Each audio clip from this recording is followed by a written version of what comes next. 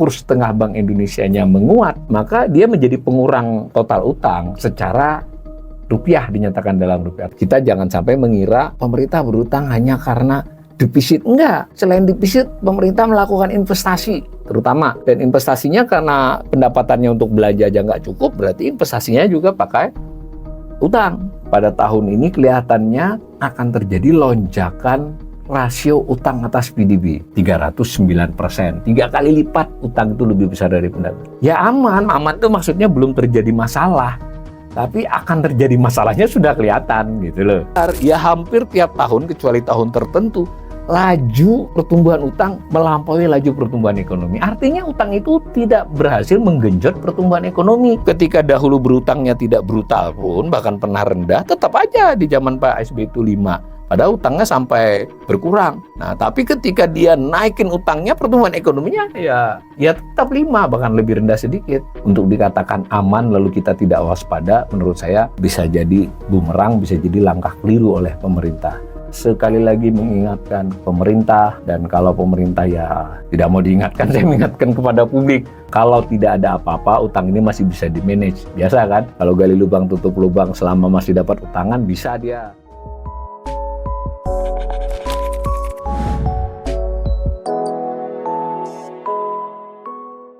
Salam cerdas. Ibu, bapak, saudara-saudara yang saya hormati, sesi assessment kali ini saya akan melakukan analisis secara umum terhadap kondisi terkini utang pemerintah Indonesia. Data terkini untuk per 31 Desember 2024 baru dirilis tanggal 31 Januari. Nilainya mencapai 8.801,09 triliun. Jadi untuk laporan sementara dari otoritas, itu posisi atau sisa utang pemerintah Indonesia, pemerintah pusat ya, itu per 31 Desember 2024 adalah sebesar 8.801 triliun. Utang tersebut terdiri dari dua jenis, dua bentuk, dua kelompok besar. Pertama, surat berharga negara, berarti berupa surat utang pemerintah kepada surat. Nah, surat itu boleh berpindah-pindah, sebagian besarnya berarti pemilik akhir dari surat itulah yang kreditur pemerintah. Nah, itu nilainya 7.725,99 triliun. Saya bulatkan ya, 7.726 triliun. Dan yang berbentuk pinjaman 1.075 triliun. Jadi ya kurang lebih hampir 90% itu adalah SBN atau surat berharga negara. Yang 10%-nya berbentuk pinjaman. Pinjaman itu utang kepada para pihak. Bisa kepada bank asing, bisa kepada pemerintah asing, bisa kepada lembaga internasional, dan juga ada sebagian kecil kepada bank dalam negeri. Surat berharga negara itu sendiri terdiri dari dua kelompok besar dilihat dari denominasinya. Jadi ada surat utang yang dinyatakan dalam rupiah, disebutnya SBN rupiah atau domestik. Lalu ada yang surat utang yang dinyatakan dalam valuta asing. Sampai saat ini baru ada 3 valuta asing yang dipakai oleh surat utang pemerintah, dolar Amerika, yen Jepang, dan euro. Tapi kurang lebih 90%-nya masih dalam dolar Amerika. Nah, secara total yang rupiah 6.227,53 triliun, yang valuta asing 1.498,46 triliun. Hati-hati ya. Jadi 8.801 tadi dilihat dari macamnya, SBN ada, pinjaman ada. Nah, khusus SBN itu ada SBN rupiah, ada valuta asing. Nah, kemudian dari keduanya, baik SBN maupun pinjaman, itu ada yang berkepada penduduk, residen. Penduduk itu tidak hanya orang ya, pengertiannya di sini. Bisa bank Indonesia, bisa orang betulan atau lembaga keuangan. Jadi pokoknya kepada pihak domestik itu 5.518,89 triliun, 62,71%. Nah, kepada asing non-residen, nah itu sebanyak 3.282 triliun atau 37,29%. Jadi masih besar ya. Jadi narasi dari pemerintah selama ini bahwa utang kita lebih banyak ke domestiknya, ya tidak salah, tapi juga terlampau melebihkan karena ya lebih besar betul 62,71%, tapi yang asingnya 37,29%, jadi masih besar. Kemudian khusus SBN tadi kan 2 macam tadi. Khusus SBN itu yang milik penduduk itu 70,81%, nilainya 5.470. Terpadu kepada asing itu 2.255,56 triliun atau 29%. Jadi yang 70 berbanding 30 itu adalah khusus SBN. Kalau keseluruhan utang perbandingannya 62,71 dengan 37,29. Jangan lupa pinjaman itu sebagian besar masih kepada asing. Nah, jadi kita harus jernih ya melihat ini. Nah, itu ada SBN rupiah tadi, ada informasi tambahan yang diperdagangkan dan tidak diperdagangkan. Sementara 8.801 triliun dulu utang pemerintah, itu yang kita mau gali lebih lanjut. Kalau kita lihat perkembangannya, 8.801 triliun di tahun 2024 ini bertambah sebesar 658 triliun dibandingkan 2023. 31 Desember banding 31 Desember ya. Jadi selama setahun tambahannya 658 triliun. Tentu kita bisa membuat grafik ya, tambahan tiap tahun maupun posisi tiap tahun. Nah, jadi ini yang biru menunjukkan posisi tiap tahun dengan skala kiri, sedangkan yang orange yang saya bentuk garis ini adalah nilai tambahan per tahunnya. Jadi sederhananya tadi 8.801 itu adalah sisa utang, tambahan setahun ini 658 triliun. Tapi hati-hati ya, sebetulnya setiap tahun tuh terjadi penarikan utang baru dan pembayaran utang lama. Jadi kalau disebut posisi itu sudah memperhitungkan itu. Jadi 8.801 itu selama setahun bertambah 658. Di 658 itu ada penarikan utang baru, ada pembayaran utang lama. Jadi penarikan utang barunya bisa sekitar berapa itu? Hampir 1.400, 1.350 triliun dibayari utang lama, lalu tambahannya hanya 658 triliun. Menariknya apa? Kalau kita bagi, karena ini kebetulan masa akhir pemerintahan Pak Jokowi kemarin 2024 ini, kita bisa membuatnya menjadi gambaran 5 tahun 10-10. Jadi selama era Pak SBY 2004 sampai 2014, maksudnya 31 Desember 2004 sampai dengan 3000 Desember 2014, itu tambahannya ya, bukan posisinya, 1.309 triliun. Sementara di era Pak Jokowi itu 6.192 triliun, jadi hampir nggak sampai 5 kali, 4,5 kali lipat lebih banyak ya. Bahkan di situ ada informasi 96 sampai 2004 ya, itu hanya 1.173 triliun saat kita krisis. Nah, tapi kita harus hati-hati di era SBY ini, bawaan dari utang likuiditas Bank Indonesia, kemudian Bank Rekap itu ke bawah. Jadi kita juga harus fair ini. Di era Pak SBY itu masih membawa yang lama, di era Pak Jokowi ini masih membawa sebagian dari era lama dan SBY, meskipun bentuknya berubah-ubah. Tetapi bagaimanapun angkanya termasuk spektakuler ya, menambahinya lebih banyak dari bawaannya. Nah, apa yang mempengaruhi faktor penambahan berapa tadi? 658 triliun itu. Satu, defisit anggaran untuk tahun 2024 ya, ini analisis setiap tahun lama beda. Jadi tambahan utang tahun 99, 98, 2000 itu bukan karena defisit, karena ada program likuiditas Bank Indonesia, program rekapitulasi bank, yang lalu Bank Indonesia dengan pemerintah berkolaborasi, lalu dianggap itu pemerintah yang membiayai hingga dicatat sebagai utang. Itu tambahan utangnya lebih karena itu pada waktu itu. Begitu juga ada utang kepada IMF. Meskipun itu sebenarnya utang Bank Indonesia ya, tetapi pada tahap-tahap awal pencatatan kan belum dipisah tuh Bank Indonesia dengan pemerintah, jadi dianggap utang pemerintah. Nah, kalau yang ke sini 2024 ini murni karena tambahan, salah satunya yang paling besar itu adalah karena defisit. Jadi karena pendapatan selalu lebih rendah daripada belanja dan terjadi lagi 2024, banyaknya 507,80 triliun, yaitu ditutupnya dengan utang. Tadi utangnya bertambah 648, di antara 648 itu 507,80-nya dari defisit. Yang kedua, pengeluaran pemerintah yang bukan belanja, namanya pembiayaan investasi pemerintah. Sampai saat ini kita belum dapat laporan presisinya. Ya mungkin nanti di kisaran 100 ya, 90 atau 100 triliun. Kita harus nunggu karena itu data fix ya. Tapi penting dulu, pemerintah melakukan investasi kepada BUMN, kepada badan lainnya, memberikan pinjaman kepada daerah yang bukan dianggap belanja. Karena belanja itu harus pengeluaran yang tidak memiliki hak lagi di kemudian hari. Kalau investasi dianggap pengeluaran pembiayaan. Tapi karena pemerintah nggak punya duit, orang bayar belanja aja nggak cukup, sehingga kalau mau investasi ya dari utang. Jadi pemerintah investasi dari sumber utang, sebenarnya begitu. Nah itu nambahi utang.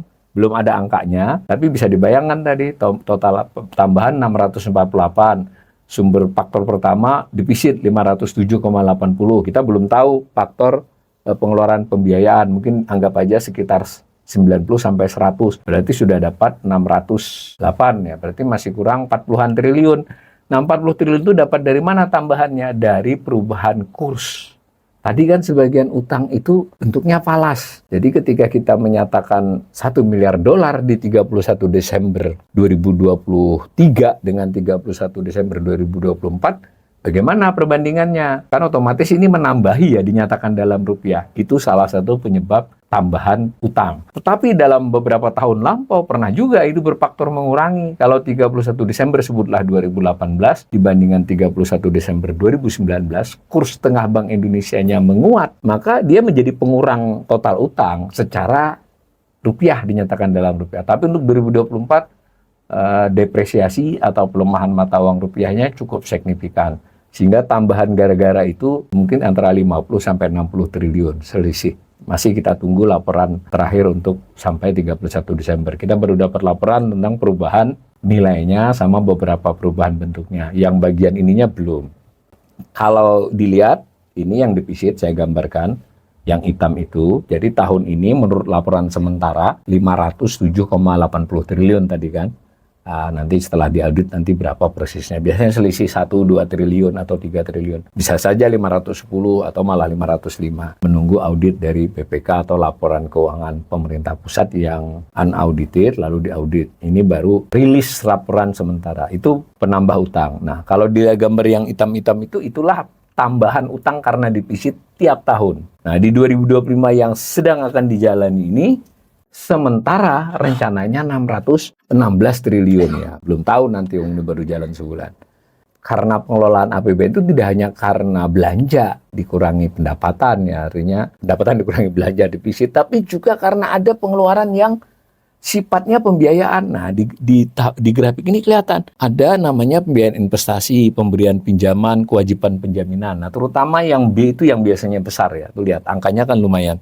104, yang di 2024 ini belum ada laporannya, ini perakiraan dari pemerintah bukan saya. Makanya saya sebut tadi 90 sampai 100 kan. Ini 92 triliun. Tapi kita nanti akan lihat di laporan akhirnya. Nah, di tahun 2025 nanti sementara ya nanti setelah impres dan sebagainya ini kita belum tahu, itu 154,5 triliun. Itu kan nambahi utang. Nah, maka utang itu untuk menutupi defisit dan menutupi pengeluaran pembiayaan. Tadi sudah saya katakan, ini untuk memberi gambaran saja bahwa kita jangan sampai mengira pemerintah berutang hanya karena defisit. Enggak, selain defisit pemerintah melakukan investasi terutama, dan investasinya karena pendapatannya untuk belanja aja nggak cukup, berarti investasinya juga pakai utang. Nah, kan itu nambah utang.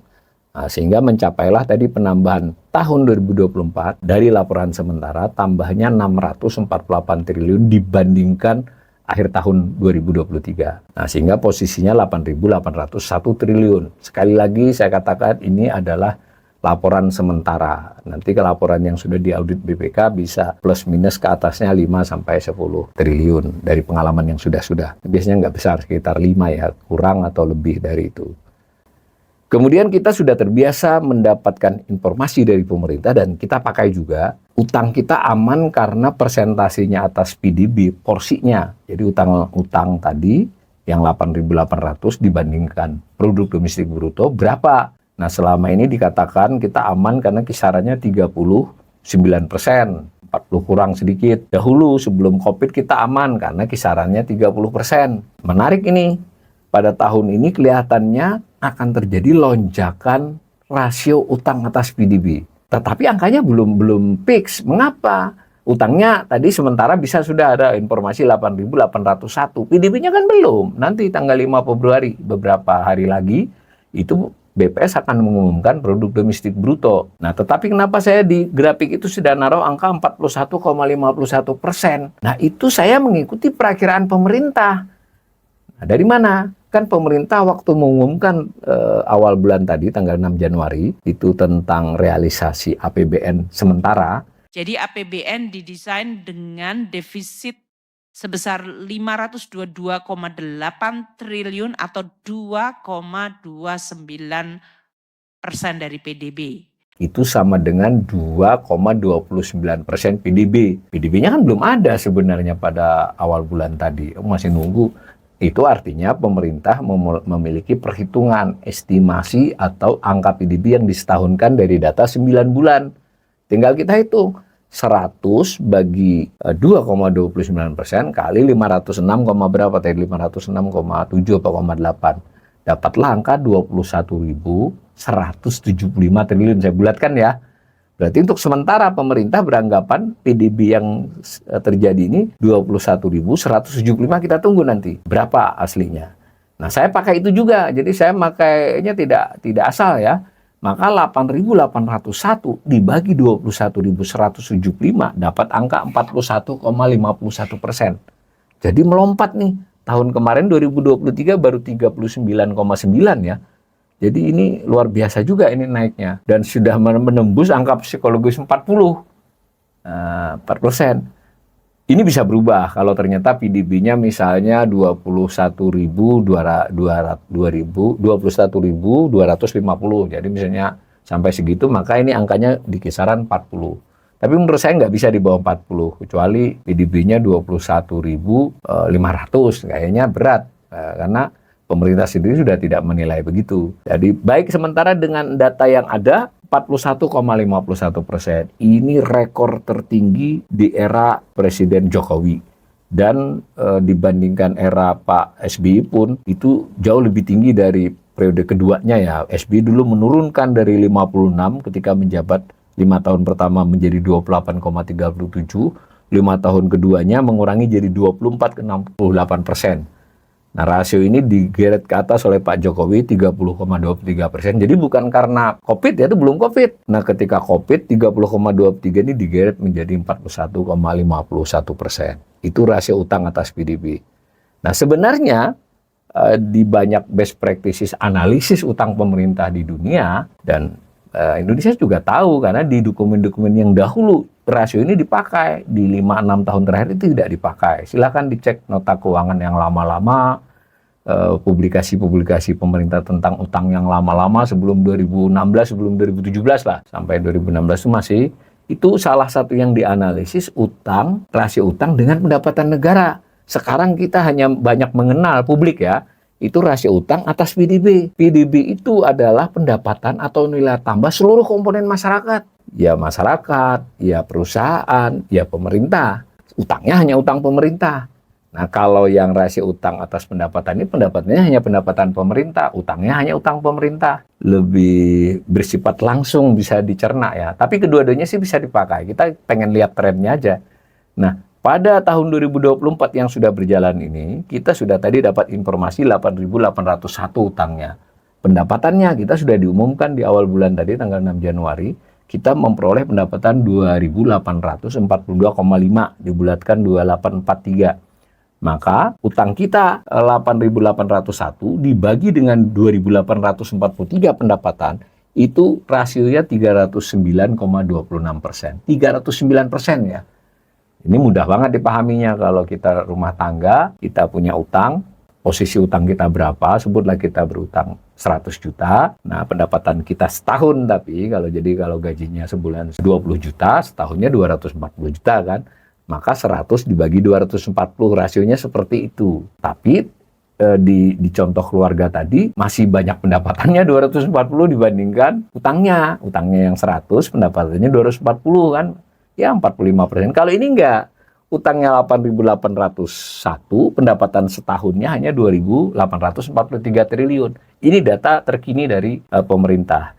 Maka rasionya adalah 309%. 3 kali lipat utang itu lebih besar dari pendapatan. Bagaimana 2025?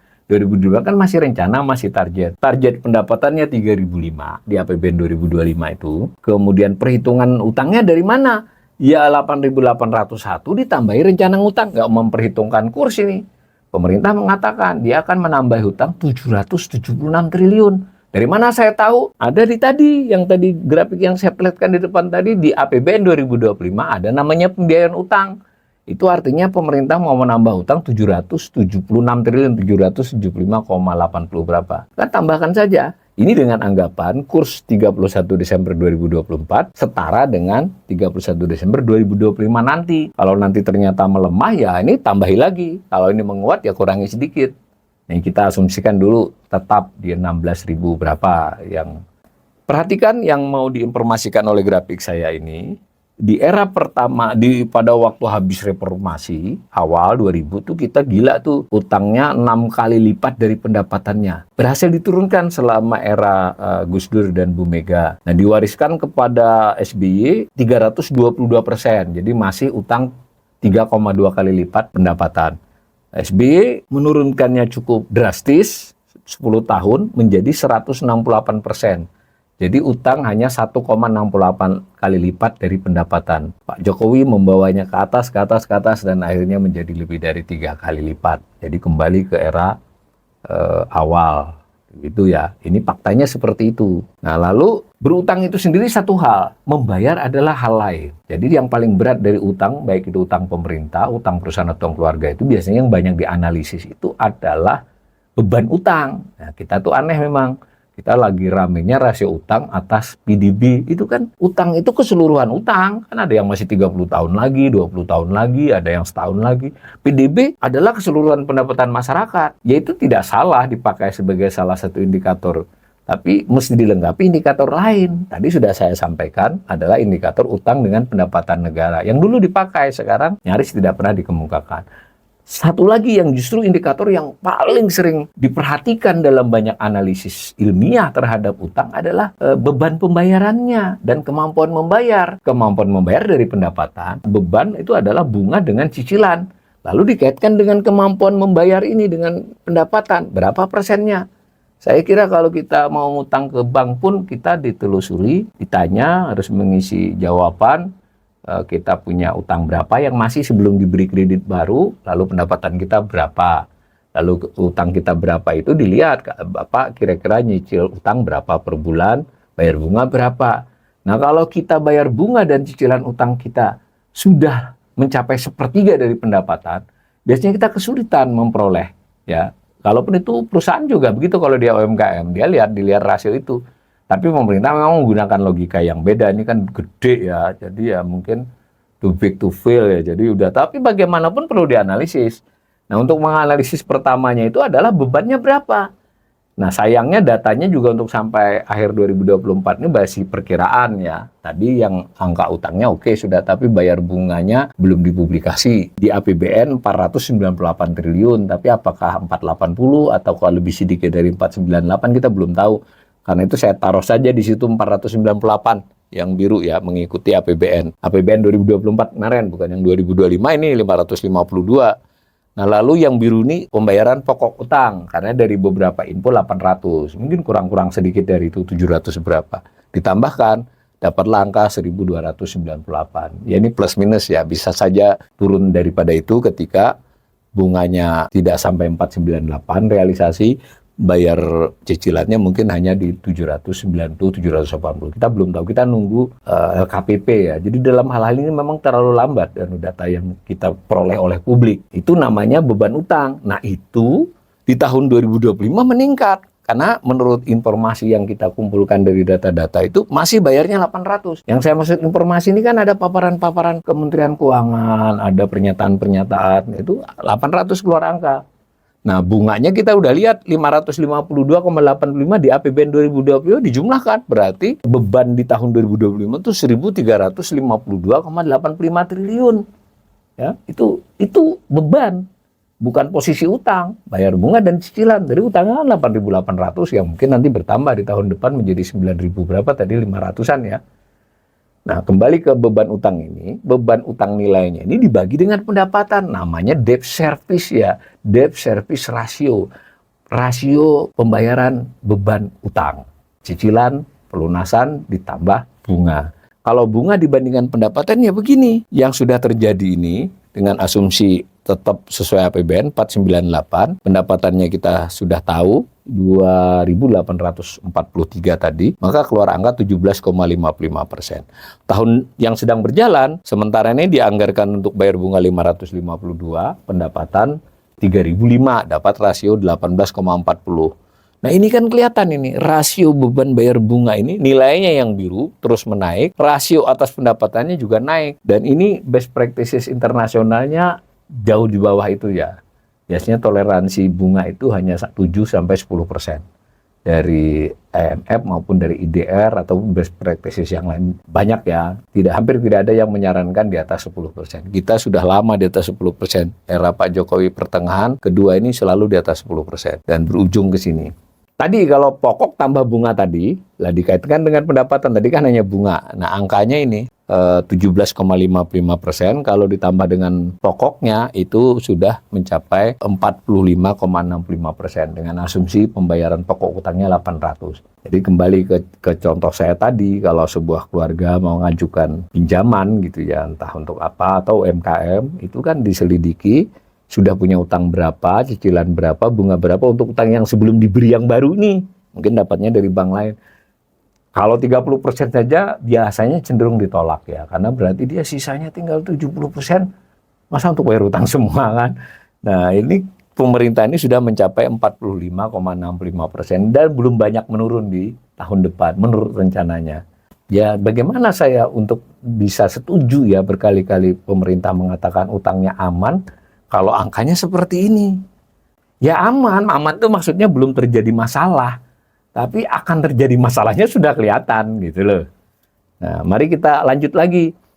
Saya berkali-kali di kanal ini dikritik, Mbok ya jangan ngomong utang saja. Itu utang kan aset pemerintah naik, sumbangannya terhadap pertumbuhan ekonomi. Iya, boleh saja dengan begitu. Cuma dia mungkin tidak sempat mencermati tayangan saya yang lain. Ini saya ulangi ringkas saja.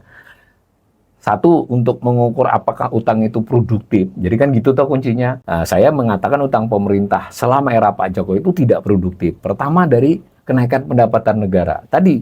Yang tadi rasio utang atas pendapatan negara itu loh. Lah kalau memang dia utangnya itu produktif, si orange-nya pendapatannya ini naik lebih cepat. Rasionya harus turun. Bahkan kalau berdasarkan ini, era SBY itu produktif. Utangnya berdasarkan kemampuan meningkatkan pendapatan. Sebenarnya ini juga analisis menyederhanakan. Kenaikan pendapatan kan bukan hanya karena utang.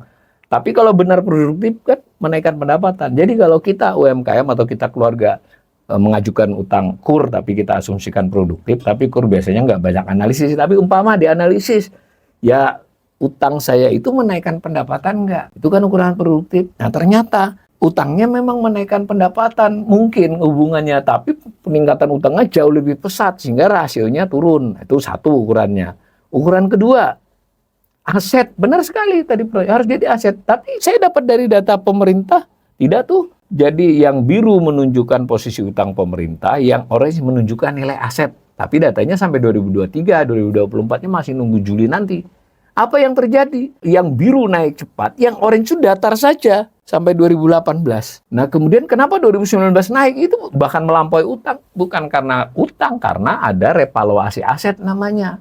Setelah itu landai lagi, utangnya tetap naik lagi. Artinya tidak terbukti bahwa utang pemerintah pusat itu menambah secara signifikan aset. Ya aset di sini aset tetap ya.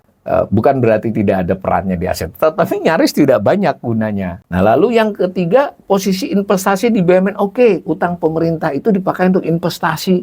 Ya kita lihat saja data utang pemerintah dengan kenaikan posisi investasi pemerintah di BUMN. Tidak signifikan juga. Nah, terakhir, kalau memang produktif, karena pemerintah itu adalah mengurus negara, tidak duitnya sendiri, maka apa dampaknya terhadap pertumbuhan ekonomi? Nah, saya gambar saja sederhana. Yang biru menunjukkan pertumbuhan ekonomi, yang orange menunjukkan kenaikan posisi utang persentase ya. Tadi kan 648 triliun, itu berapa persen naiknya dari 2023? Naiknya 8,08%. Nah, ini 8,08% ya. Nah, yang pertumbuhan ekonomi yang sedang berjalan ini belum ada pengumuman, tapi hampir semua menduga 5%. Berarti kan laju tambahan utang lebih tinggi daripada laju pertumbuhan ekonomi di tahun 2024. Nah, kalau dibuat gambar, ya hampir tiap tahun kecuali tahun tertentu, laju pertumbuhan utang melampaui laju pertumbuhan ekonomi. Artinya utang itu tidak berhasil menggenjot pertumbuhan ekonomi. Ketika dahulu berutangnya tidak brutal pun, bahkan pernah rendah, tetap aja di zaman Pak SBY itu 5. Padahal utangnya sampai berkurang. Nah, tapi ketika dia naikin utangnya, pertumbuhan ekonominya ya tetap 5, bahkan lebih rendah sedikit. Apalagi COVID, ya COVID ini nggak bisa dibaca nih. Utangnya naik pesat, pertumbuhannya drastis. Oke lah, itu kita buang. Tapi secara umum itu argumennya. Jadi sekaligus untuk menjawab beberapa komentar di kanal saya sudah berkali-kali membahas soal aset ya, tapi ini saya ringkaskan saja. Bahwa menurut kajian saya, kajian Bright Institute, itu utang pemerintah 10 tahun selama era Pak Jokowi itu kami menilainya tidak produktif. Mungkin kalau dihaluskan ya kurang produktif. Tapi cenderungnya saya tidak produktif atas dasar 4 argumen ini. Sebagai penutup uraian ini saya membahas satu bagian lain, yaitu definisi utang. Utang kan utang pemerintah tadi terdiri dari SBN dan pinjaman. Itu satu definisi ya. Satu definisi. Apakah utang pemerintah itu hanya terdiri dari SBN dan pinjaman? Ternyata kan tidak. Jadi utang pemerintah itu kan ada utang bunga, utang kepada pihak lain, dan beberapa hal yang belum dibayar. Ada utang jangka pendek, ya, terutama yang jangka pendek. Nah, sebagai sebuah negara ya wajar kan dia melakukan arus kas. Nah, jadi kalau mau bicara utang 31 Desember, mestinya kita harus dapat info 31 Desember itu utangnya berapa sih sebenarnya di luar SBN dan pinjaman, utang pernik-pernik, utang macam-macam yang terkait dengan arus kas. Nah, ada informasinya bukan dari siapa-siapa, dari pemerintah sendiri. Jadi ada kewajiban namanya, kewajiban kan sama dengan utang. Tetapi ada datanya hanya untuk akhir tahun yang bersangkutan dan dipublikasi nanti bulan Juni, bulan Juli. Nah, ini adanya tahun 2023, lihat nih, 9.536 triliun ya utang pemerintah. Ada jangka pendeknya 1.092, jangka panjangnya 8.444 triliun. Padahal pada tahun ini yang definisi SBN dan pinjaman itu hanya 8.143. Jadi selisihnya banyak ya, 8.143. Jadi selisihnya 1.400 triliun. Jadi ini pengertian utangnya lebih luas daripada SBN dan pinjaman. Ini satu dulu definisi. Jadi ada definisi utang pemerintah yang berbeda dengan yang tadi kita analisis, yaitu definisi kewajiban di LKPP. Ini untuk pengetahuan saja, tapi juga untuk menganalisis pemerintah itu utangnya nggak hanya 2 itu. Datanya dari pemerintah sendiri. Definisi ketiga jadinya, itu sebenarnya pemerintah mengakui ada utang lain di luar kewajiban tadi. Jadi kalau kewajiban itu include ya, supaya jangan salah dulu. Yang utang versi ini tadi, 9.536 ini, di tahun 2023 yang 8.143, include yang termasuk yang 8.143. Nah, kita nggak tahu nih, di tahun 2024 ini tadi kan 8.801.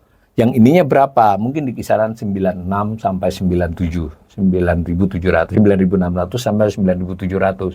Masih nunggu 6 bulan kita untuk informasinya. Nah, kemudian ada definisi ketiga, tambahan dari itu. Namanya utang kewajiban terkait program pensiun. Jadi pemerintah itu kan harus membayari pensiun di APBN. Yang masih aktif itu dibayarkan, sebagiannya dibayarkan untuk ke dana pensiun. Untuk nanti dia pas selesai, dia dapatkan semacam pesangon. Tetapi atas yang sudah pensiun pun, ternyata bulanannya itu masih pakai APBN.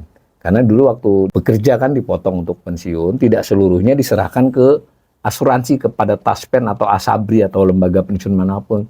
Tapi hanya yang terkait dengan di akhir masa jabatan diserahkan. Nah, kalau yang bulanan di tahun-tahun selanjutnya itu diambil dari APBN. Tapi ada cara menghitung, aktuaria namanya. Jadi ada dikaitkan dengan harapan hidup, dikaitkan dengan jumlah orang, jumlah ininya itunya dikaitkanlah semua dihitung. Maka perhitungan aktuaria pemerintah sendiri per 31 Desember 2023 ada utang program pensiun yang aktif maupun yang sudah pensiun 3.120 triliun. Sayangnya ini dinyatakan dalam box ya di LKPP. LKPP itu laporan keuangan pemerintah pusat. Itu pun mulai 2019. Sebelum-sebelumnya nggak ada. Karena BPK menegur dahulu itu ini harus dinyatakan untuk transparansi kepada publik. Supaya orang, wah utang pemerintah cuma segini. Nah, 2 definisi sudah tuh. Yang pertama, ini tambah 2 definisi berbeda. Ini maksudnya BPK adalah agar pemerintah tuh bisa menghitung APBN-nya. Hati-hati. Jangan sampai orang yang sudah pensiun atau yang nanti pensiun tidak disiapkan. Itu maksudnya kan utang itu, biar belum dibayar, belum terjadi, tapi pemerintah harus membayar gitu terus menerus. Sayangnya kan memang beberapa angka tidak pasti karena menyangkut harapan hidup dan sebagainya ke depan dari yang program pensiun itu. Makanya ada aktuaria namanya, ada perhitungannya. Tapi dihitung sendiri oleh pemerintah itu 3.120. Maka kita boleh nambahkan. Tapi di 2023 ya, saya duga nanti 2024 ini akan geser. Mungkin 3.150 sampai 3.200. Kita tunggu kan perhitungannya oleh pemerintah sendiri. Nah, maka lalu kita menjadi dapat 3 definisi dan itu bisa dikaitkan dengan rasio PDB. Nah, yang biru ini tadi, yang definisi pertama yang kita bahas panjang lebar tadi, 41,51, kemarin 38,98. Kemudian definisi yang pakai kewajiban di LKPP, itu 45,65% dari angka laporan 2023. 2024-nya adalah, saya kurang menulisnya ini, adalah perakiraan Bright. Ini perakiraan dari kemungkinan tadi 9532 tadi jadi berapa? Itu 48%. Kalau pakai dana pensiun, itu akan 62%. Ini belum bawa-bawa BUMN loh ya, hati-hati. BUMN memang saya kira nggak pas ditaruh sebagai utang pemerintah. Tapi kalau yang ini kan pengakuan sendiri oleh pemerintah. Maka dengan demikian saya tutup uraian ini. Saya entah yang keberapa kalinya ingin mengatakan bahwa utang pemerintah ini jauh dari kata aman. Belum berbahaya. Tapi untuk dikatakan aman lalu kita tidak waspada, menurut saya bisa jadi bumerang, bisa jadi langkah keliru oleh pemerintah.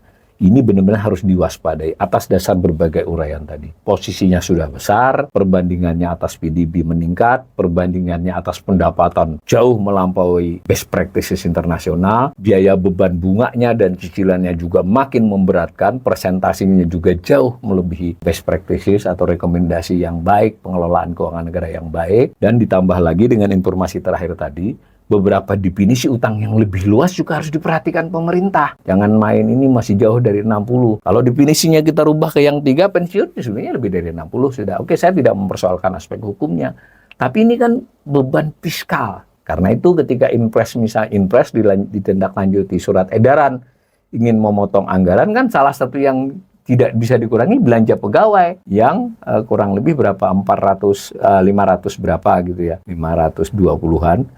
Itu diantaranya itu ada pensiun sekitar 120-130, itu nggak mungkin dikurangi, orang itu harus dibayar.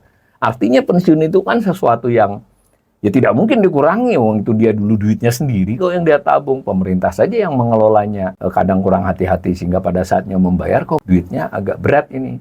Nggak berani ngurangi.